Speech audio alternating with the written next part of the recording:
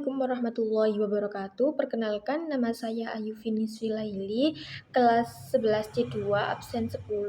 Di sini saya akan menjelaskan pergerakan zat melalui membran sel, transport aktif dan pasif. Pergerakan zat melalui membran sel, transport aktif dan pasif.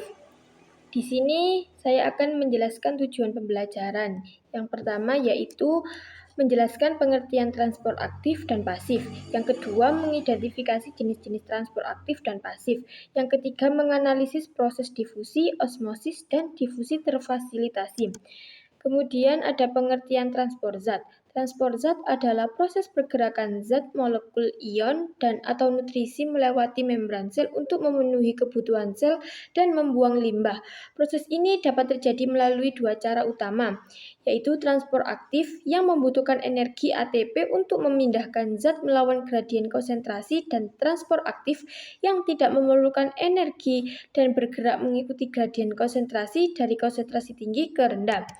Kemudian ada pengertian transport aktif. Transport aktif adalah proses pergerakan molekul melintasi membran sel dari area konsentrasi rendah ke area konsentrasi tinggi, melawan gradien konsentrasi atau elektrokimia. Proses ini membutuhkan energi seluler, biasanya dalam bentuk ATP dan bantuan protein membran untuk memompa zat tersebut. Kemudian ada pengertian transport pasif. Transport pasif adalah perpindahan zat dari konsentrasi tinggi ke rendah melalui membran sel tanpa memerlukan energi ATP. Proses ini terjadi secara alami karena adanya perbedaan konsentrasi antar dua sisi membran. Kemudian ada jenis-jenis transport aktif. Jenis-jenis transport aktif adalah transport aktif primer dan transport aktif sekunder. Selain itu, secara mekanismenya transport aktif juga dibagi menjadi pompa ion, eksositosis, dan endositosis. Transport aktif primer langsung menggunakan energi dari ATP. Sementara transport aktif sekunder memanfaatkan gradien ion yang dibuat oleh transport primer. Kemudian ada jenis-jenis transport pasif. Tiga jenis utama transport pasif yaitu difusi sederhana, osmosis, dan difusi terfasilitasi. Ketiganya memungkinkan zat masuk atau keluar dari sel tanpa penggunaan energi, namun mekanismenya berbeda. Kemudian ada contoh difusi sederhana. Contoh nyata difusi sederhana adalah pertukaran oksigen dan karbon dioksida di alveolus paru-paru, di mana gas-gas ini berpindah berdasarkan perbedaan konsentrasi antara darah dan udara. Osmosis. Osmosis adalah perpindahan molekul air melalui membran semipermeabel dari larutan berkonsentrasi rendah hipotonik ke larutan berkonsentrasi tinggi hipertonik. Osmosis menjaga keseimbangan cairan dalam dan luar sel.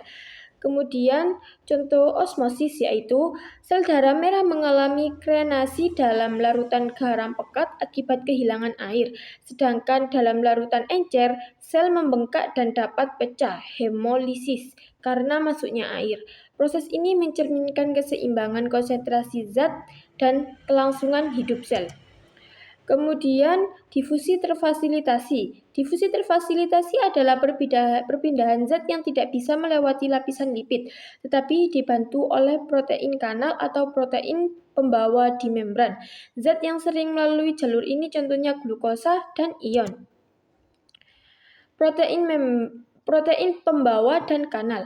Protein pembawa yaitu bekerja dengan mengikat molekul tertentu kemudian merubah bentuk untuk memindahkannya. Kalau protein kanal yaitu membentuk saluran khusus yang dilewati ion atau molekul kecil lainnya. Kemudian ada perbedaan ketiga jenis transport pasif, yaitu perbedaannya terletak pada zat yang dipindahkan dan cara melewati membran. Difusi sederhana untuk gas kecil, osmosis untuk air, dan difusi terfasilitasi untuk zat yang memerlukan bantuan protein membran. Kemudian manfaat transport pasif bagi sel. Transport pasif membantu sel memperoleh oksigen, membuang karbon dioksida, menjaga keseimbangan air, dan memasukkan nutrisi penting tanpa memboroskan energi.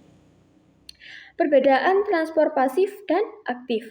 Transport pasif tidak membutuhkan energi dan mengikuti gradien konsentrasi. Sebaliknya, transport aktif memerlukan energi karena melawan gradien konsentrasi, misalnya memompa ion natrium ke keluar sel. Kesimpulannya yaitu transport pasif adalah mekanisme penting dalam kehidupan sel karena memungkinkan perpindahan zat secara efisien tanpa energi. Sementara itu, transport aktif membutuhkan energi untuk memindahkan zat melawan gradien konsentrasi.